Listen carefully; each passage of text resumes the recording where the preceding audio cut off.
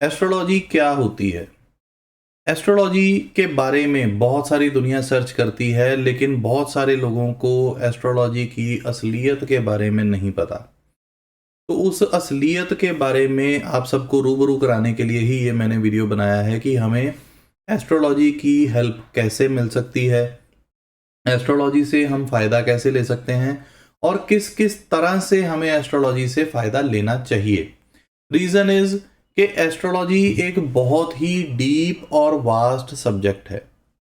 Astrology हमारे भाग्य और हमारे कर्म को डिफाइन करती है। जब भी हम एस्ट्रोलॉजी के बारे में बात करते हैं तो हमें भविष्य, हमारा पास्ट और हमारा वर्तमान, ये तीनों चीज़ों के बारे में बातें करने को मिलती हैं, सुनने को मिलती हैं। लेकिन हम एस्ट्रोलॉजी को यूज़ कैसे करें? देखो, सबसे पहले एस्ट्रोलॉजी को समझते हैं कि एस्ट्रोलॉजी है क्या। दोस्तों, एस्ट्रोलॉजी जो है उसमें हमें क्या देखने को मिलता है, हमें किस किस तरह से क्या क्या चीज़ें समझने को मिलती हैं।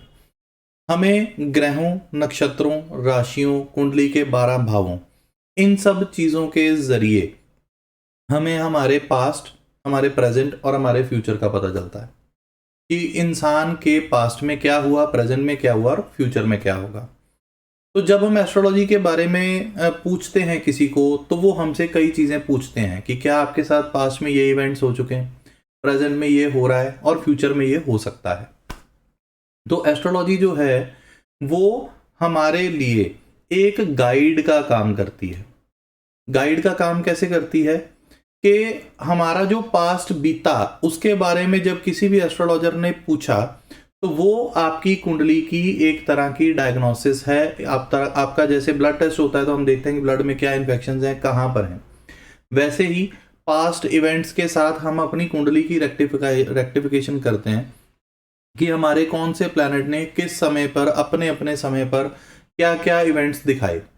अब उसके अकॉर्डिंगली फिर हमारा प्रेजेंट जो हमारे प्लैनेट चल रहे हैं, उन प्रेजेंट चलने वाले प्लैनेट्स के थ्रू हमें हमारे प्रेजेंट का पता चलता है कि हमारे प्रेजेंट में हमारे प्लैनेट्स कितने हमारे फेवर में हैं, कितने हमारे अगेंस्ट हैं। और फ्यूचर के बारे में जब हम प्रिडिक्ट करते हैं तो तब भी हमें पता चलेगा कि फ्यूचर में जो आने वाली जो हमारी ग्रह गोचर दशा होगी, तो वो हमारे लिए कितनी फेवरेबल, कितनी हमारे अगेंस्ट होगी।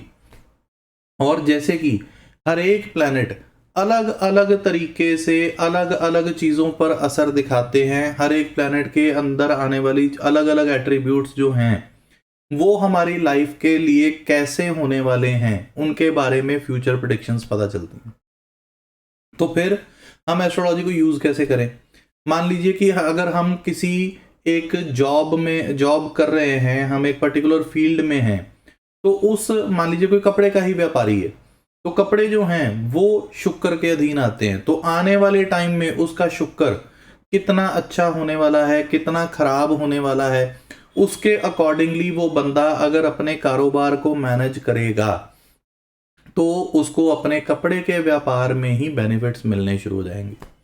अगर उसका शुक्र आने वाले टाइम में खराब है तो उसको उसी कपड़े के व्यापार से आने वाले टाइम में खराबियां भी देखने को मिलेंगी। तो इस तरह से एस्ट्रोलॉजी हमारे लिए एक गाइड का रूप बन जाती है, क्योंकि एस्ट्रोलॉजी मेनली प्रेडिक्शन के ऊपर काम करती है। अब अगर सिर्फ प्रेडिक्शन ही एस्ट्रोलॉजी है तो फिर उपाय क्या होते हैं? उपाय जो हैं, उपाय से भी पहले वर्डिंग आती है गाइडेंस की, कि जो भी एक एस्ट्रोलॉजर है वो बहुत अच्छा काउंसलर भी होना चाहिए और गाइड भी होना चाहिए। क्योंकि जब तक आपको आने वाले फ्यूचर के रिगार्डिंग गाइडेंस नहीं मिलेगी, तब तक आपके स्टेप्स जो हैं वो चेंज नहीं होंगे। कि जो भी आपने एफर्ट्स करने हैं आपके कारोबार में, मान लीजिए कि आपका केतु एक्टिवेट हो रहा है, तो केतु ट्रैवलिंग का कारक है। तो अगर आपने अपने बिजनेस में कोई चेंज नहीं लेके आए, उसके रिगार्डिंग आप ट्रैवल नहीं कर रहे या उसकी आप मार्केटिंग नहीं कर रहे, तो फिर आपके काम में उतने बेनिफिशियल रिजल्ट्स जो हैं वो उनमें कमी आ जाएगी। अगर आपने उसमें केतु की ट्रैवलिंग ऐड ऑन कर ली, उसमें मल्टीपल स्ट्रीम्स ऐड ऑन कर ली, उसमें वर्सेटैलिटी ऐड ऑन कर ली, तो फिर उसके अकॉर्डिंगली आपका जो शुक्र है वो आपको और ज़्यादा बेनिफिशियल रिजल्ट्स दे देगा। यानी कि जब तक आपके जो जो प्लैनेट्स आपके कारोबार के रिगार्डिंग ऐड ऑन होते जाएंगे, अगर आप उनको लाइफ में एक्सेप्ट करते जाते हो, तो वो गाइडेंस के अकॉर्डिंगली एस्ट्रोलॉजी आपके लिए बहुत ज़्यादा बेनिफिशियल हो जाती है। और अगर आपने उस गाइडेंस ही आपको नहीं मिली है कि आपने फ्यूचर में कौन से स्टेप्स लेने हैं ताकि आपको मैक्सिमम रिजल्ट्स मिल सकें, तो वो ही गाइडेंस जो है ना मिलने के चक्कर में वो आपके लिए नॉन बेनिफिशियल हो जाएगी। तो यहाँ पर आपको उपाय जो हैं वो क्या होते हैं कि अगर कोई हल्का फुल्का प्लैनेट आपको कोई खराबी दे रहा है जो कि आपके उस कारोबार के अंडर नहीं आता, तो रेमेडीज करके, उपाय करके आप उस खराब प्लैनेट की जो एनर्जीज हैं उनको कुछ हद तक कम करने की कोशिश करते हैं।